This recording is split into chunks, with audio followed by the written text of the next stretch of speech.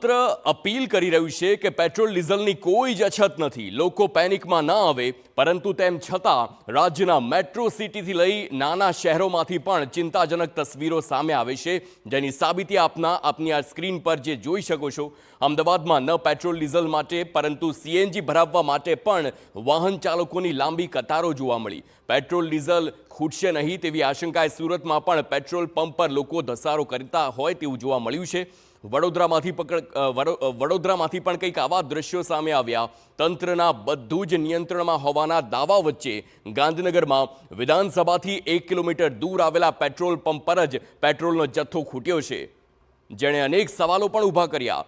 રંગીલા રાજકોટમાં પણ લોકોએ પહેલા કામ ધંધા છોડી પેટ્રોલ પુરાવવા ધસારો કર્યો, તો આ તરફ પાલનપુરમાં મોટી સંખ્યામાં ખેડૂતો ટ્રેક્ટરમાં ડીઝલ પુરાવવા ઉમટી પડ્યા.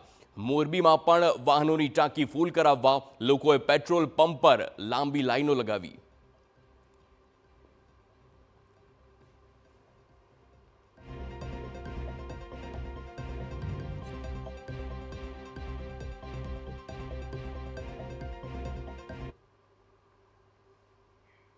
તો આ તરફ વડોદરા શહેરમાં પેટ્રોલ પંપ પર વાહનોની લાંબી કતારો જોવા મળી છે. પેટ્રોલની અછતની આશંકાએ પેટ્રોલ પંપ પર ભારે ભીડ જોવા મળી. તરસાલીમાં અફવાઓ વચ્ચે પેટ્રોલ પંપ સંચાલકોએ મેનેજમેન્ટ કર્યું છે. એક ટુ વ્હીલરમાં 200થી વધુ પેટ્રોલ નહીં પુરાય અને ત્યારબાદ બંધ કરવામાં આવશે. ફોર વ્હીલરમાં 1000 સુધીનું જ પેટ્રોલ આપવાની પરમિટ બાંધવામાં આવી છે. તો સાથે જ 26થી વધુ લોકો પેટ્રોલ પંપ પર ઉમટે નહીં તેની તકેદારી પણ રાખવામાં આવી રહી છે.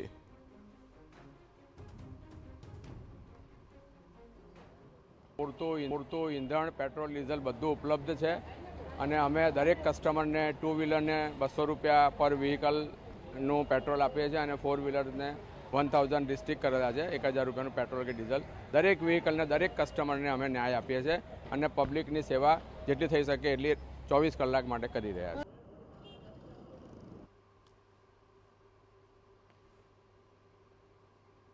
તો આ તરફ વડોદરામાં અછતની ખબરો વચ્ચે જિલ્લા પુરવઠા અધિકારીની અપીલ. પેટ્રોલ ડીઝલ અંગે પેનિકમાં ન આવવા લોકોને અપીલ કરી છે. સપ્લાય ચેઇન નિયમિત હોવાની અધિકારીની સ્પષ્ટતા. જિલ્લામાં પેટ્રોલ, ડીઝલ અને એલપીજીનો પૂરતો જથ્થો છે તેમ ગીતા દેસાઈ જણાવે છે. ગઈકાલે પેનિકના લીધે પેટ્રોલ ડીઝલનું વેચાણ સામાન્ય કરતાં વધુ થયું. વડોદરામાં શહેર અને ગ્રામ્યના મળીને કુલ 253 પેટ્રોલ પંપ કાર્યરત છે. તમામ પેટ્રોલ પંપને મોડી રાત સુધી જરૂર મુજબ જથ્થો પહોંચાડવાની ખાતરી. 1699 KL જેટલો સ્ટોક પેટ્રોલમાં છે, એની સામે સેલ થયું છે 1084 જેટલું. એવી જ રીતે ડીઝલની વાત કરું તો ડીઝલમાં 2302 KL જેટલો સ્ટોક હતો અને કાલે યસ્ટરડે 1049 જેટલું KL જેટલું સેલ થયેલું છે.